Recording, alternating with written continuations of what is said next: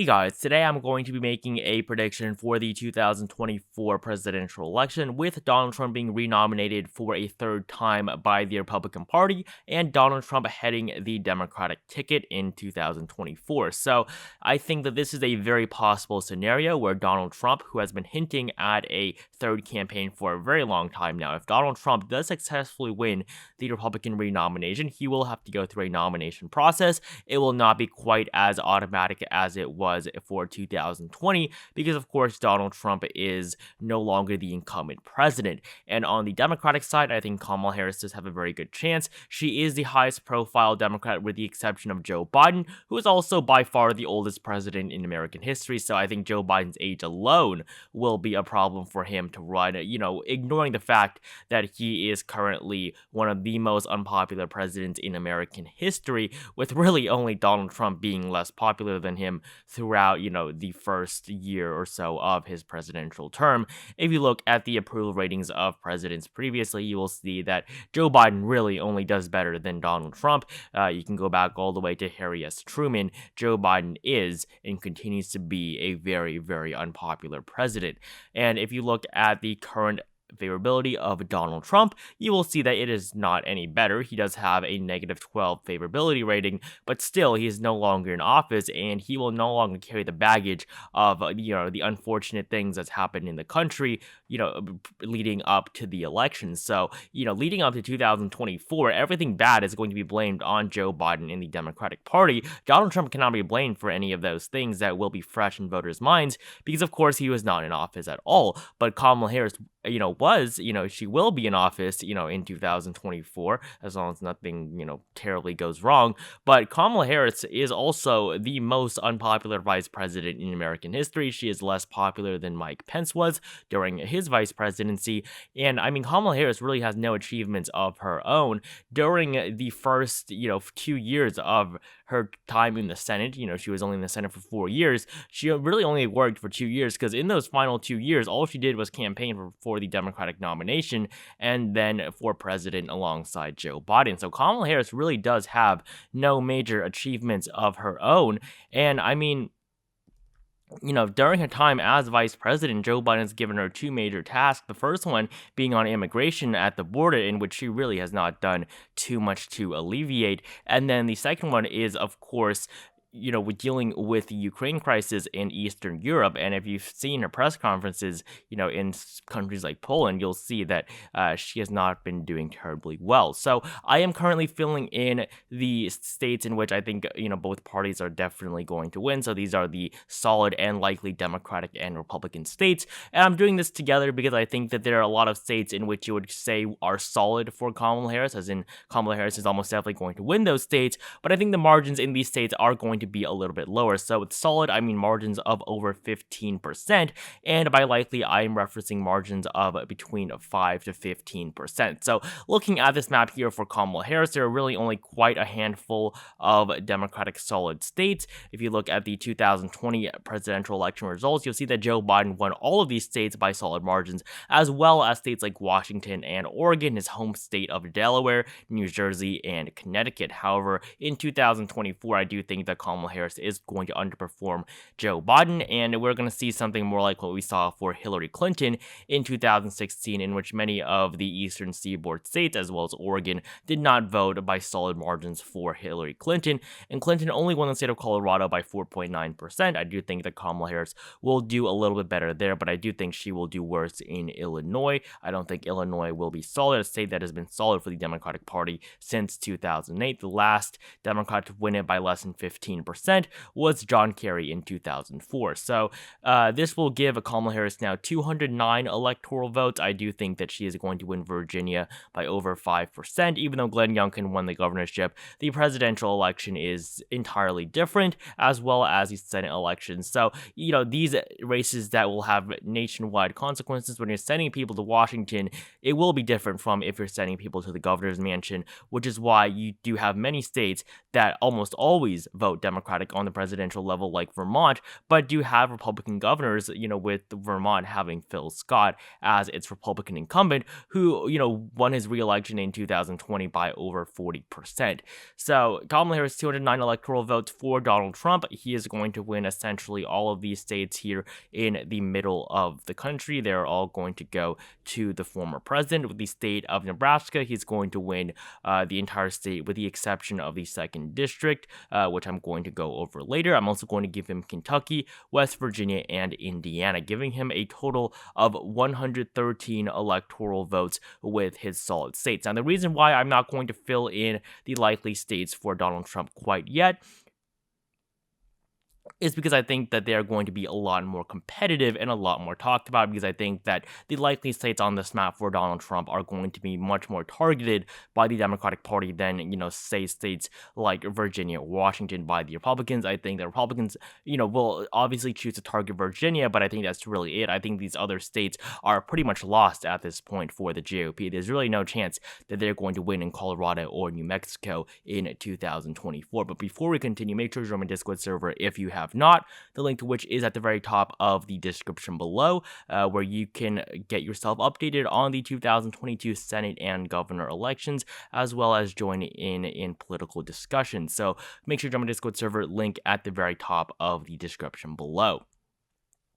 And so now I'm going to fill in the likely states for Donald Trump, starting off with the state of South Carolina. I think South Carolina is going to be likely, and I would group this actually with, states like Colorado for the Democrats. I think that South Carolina is obviously a state that the Republican Party is going to win. Same thing with the state of Alaska. I think that these two states are very solid for the GOP, although I do not believe the margins are going to be over 15%. They really have never been for Donald Trump. If you saw in 2016, both these states were 14% margins, and in 2020 they went down to 10 and 11%. So I don't see these states, increasing their support for Donald Trump too much, but this will put Donald Trump up at 125 electoral votes.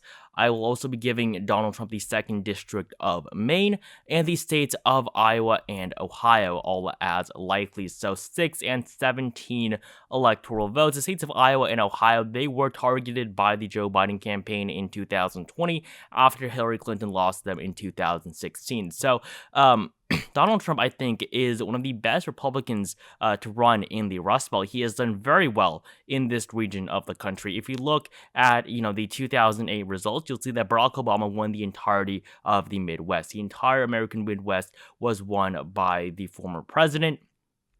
He won in Ohio, in Indiana, he won in Iowa, and then you fast forward to 2012, you'll see that he did lose the state of Indiana by 10%, so that was an 11% swing to the right. However, he was able to hold on to the rest of the Rust Belt in the Midwest by some pretty solid margins. Iowa, almost 6%, but you go, 4 years in the future to 2016, and you'll see that Hillary Clinton has lost basically the entire Midwest. She barely held on to Minnesota. She won Illinois because, of course, Illinois is very solid for the Democratic Party, with the area of Chicago basically giving the state for the Democrats. But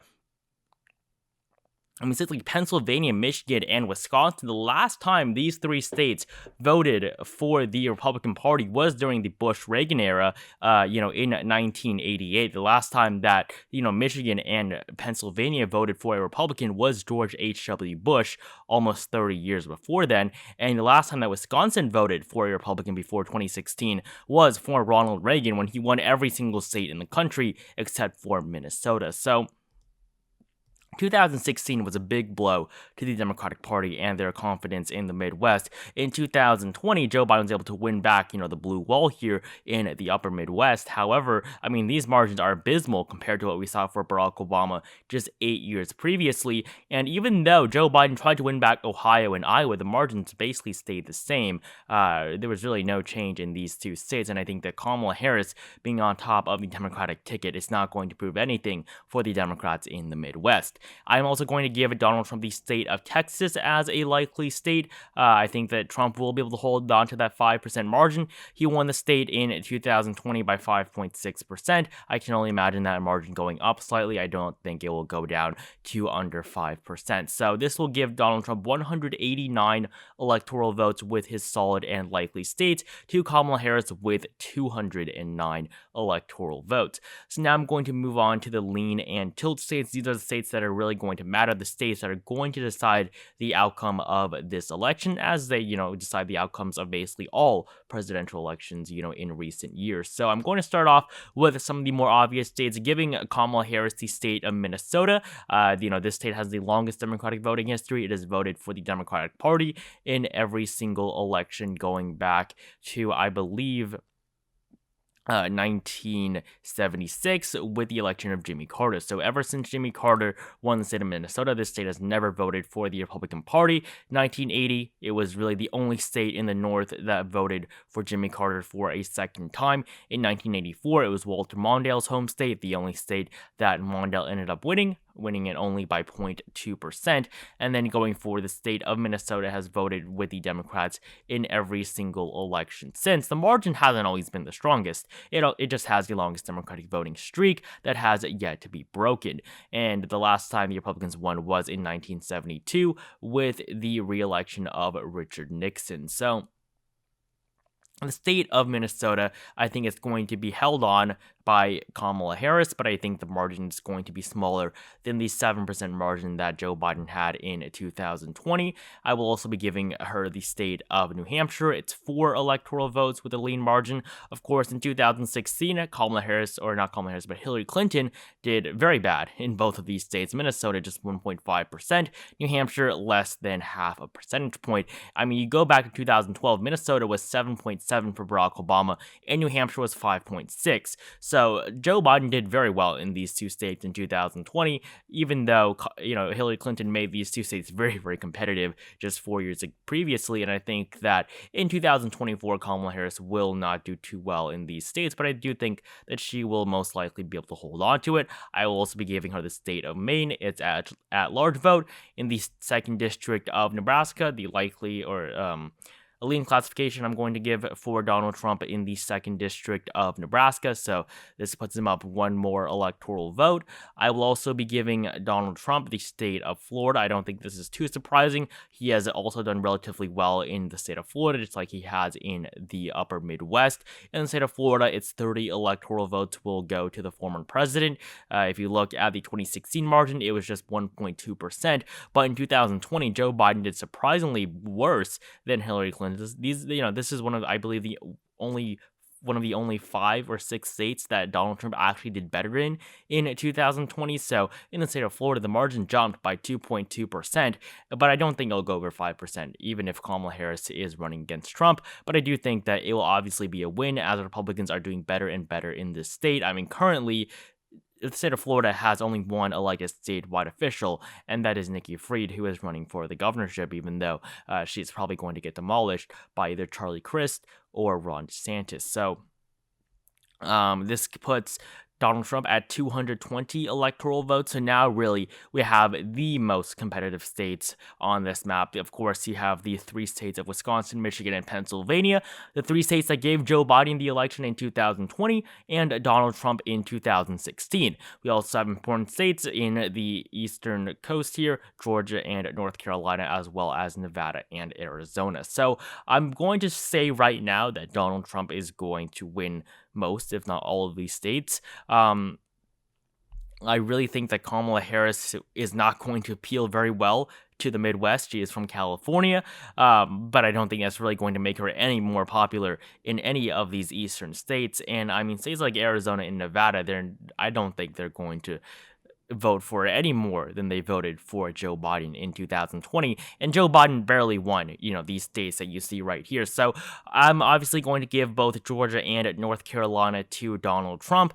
Joe Biden barely won Georgia by just 0.3%. Kamala Harris, even though she is of African-American descent, the black vote did sway away from Joe Biden. They did not do any better than Barack Obama in 2008 or 2012, even though Kamala Harris was on the ticket. They, of course, did improve off of Hillary Clinton's share of the black vote, but still, it was nothing like what we saw for Obama. And in North Carolina, Joe Biden lost the state. Kamala Harris is obviously not going to have a chance. I'm also going to be giving Donald Trump the state of Wisconsin. This gives him 262 electoral votes. So in the state of Wisconsin, it's 10 electoral votes I am going to give back to Donald Trump. He won the state by 0.7% in 2016, and in 2020, Joe Biden won the state, but by an even smaller margin. Again, I think it's going to flip back. I'm also going to give Joe Biden the state of, or Donald Trump the state of Pennsylvania. It's 19 electoral votes, so another flip it back, taking it back from Joe Biden in 2024 for the Republican Party. I am going to give Kamala Harris the state of Michigan. I think that there's going to be a tilt margin for the vice president. I think that this is really the only state that she's going to be able to hold on to. Joe Biden won the state by 1.8 or 2.8%. I do think Kamala Harris will be able to hold on to that vote, just barely enough for her to keep on winning in Michigan. Yes, of course, Pennsylvania did put Donald Trump over 270. He is at 281 electoral votes. I'm also going to be giving him the state of Arizona, another state that Joe Biden barely won, as well as the state of Nevada. I think this Nevada and its 6 electoral votes will go for the former president. This is a state that Democrats have had a little bit of trouble holding on recently.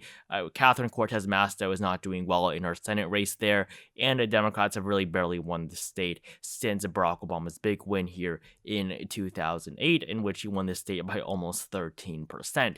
So this is my updated prediction for the 2024 presidential election between former President Donald Trump and Vice President Kamala Harris. I've given Donald Trump 298 electoral votes, Kamala Harris 240, with Donald Trump flipping back the states of Arizona and Georgia, as well as Wisconsin and Pennsylvania. He will hold on to North Carolina, hold on to Florida, and he will also take the state of Nevada for the first time since 2004. And in the state of Michigan, it's 15 electoral votes. It will not be taken back by Donald Trump. So Donald Trump will win by a smaller margin than he did in 2016, but do much better than he did in 2020. Now, in terms of the popular vote, I do think Kamala Harris will still probably have an edge. I think Democrats will continue to win the popular vote for the foreseeable future. So thank you guys so much for watching this video. Make sure you like it down below if you enjoyed it. Comment down below who you think would win between Kamala Harris and Donald Trump, what you think the electoral vote count is, and which of these calls you agree or disagree with. Subscribe to my channel if you have not.